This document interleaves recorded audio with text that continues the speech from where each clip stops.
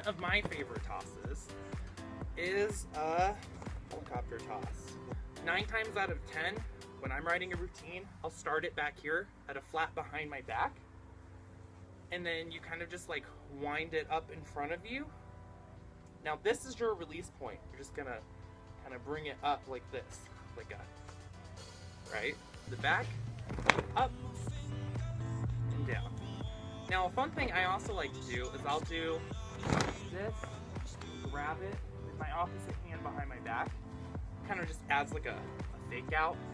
Over here, and there.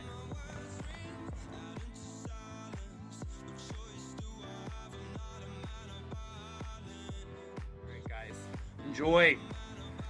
Maybe even show me some of what you guys are doing, like in the comment section. That'd be pretty cool for me, because I always love to learn new things. Alright, bye guys. Kill it too long. I'm not a man of